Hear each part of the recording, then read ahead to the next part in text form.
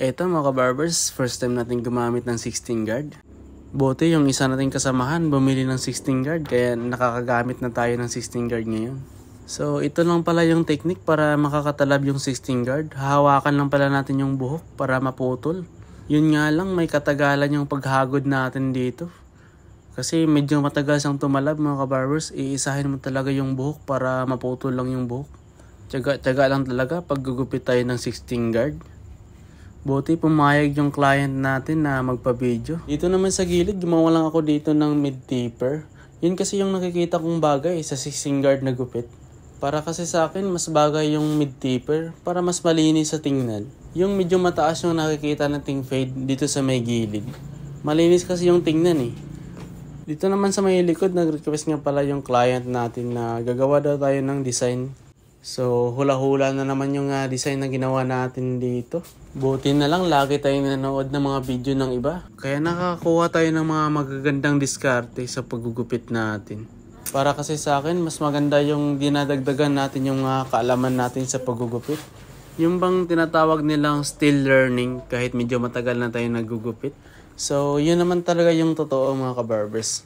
Kahit gaano na tayo katagal maggupit, mayroon talagang mga barbero na mas magaling sa atin. Kaya ako kapag mayroon akong nakikita mga video, lalo na yung mga tutorial, pinapag-aralan ko talaga yan mga kabarbers. Kaso nga lang, kahit matagal na tayo nag-aaral sa paggugupit, medyo sablay pa rin yung mga tirada natin, yung paggugupit natin. Kasi slow learner tayo eh. Hindi tayo tulad ng iba dyan na talagang magagaling mga kabarbers. So balik tayo dito sa paggugupit natin. Yung ginawa pala natin dito sa itaas pagkatapos ating ginamitan ng 16 guard. Bali, nag-point cutting lang tayo dyan mga kabarbers. Iba kasi yung pagka-texture ng point cutting eh, kaysa dun sa paggamit natin ng tining scissor. Para sa akin mga kabarbers, mas maganda yung resulta ng paggamit natin ng point cutting kaysa yung resulta ng paggamit natin ng tining scissor.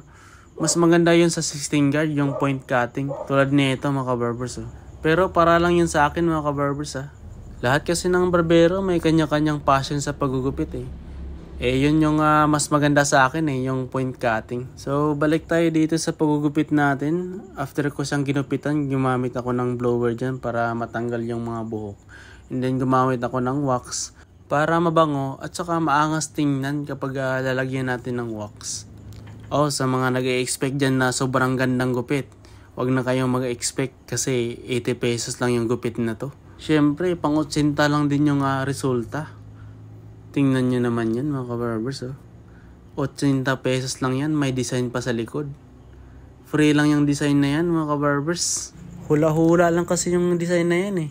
Hindi ko alam kung nagustuhan ba ng client ko yung design na yan. Basta para sa akin, ginawa ko lang yung best ko para mabigay yung request ng ating client. So yun mga kabarbers, maraming salamat sa panonood. Ingat mga kabarbers.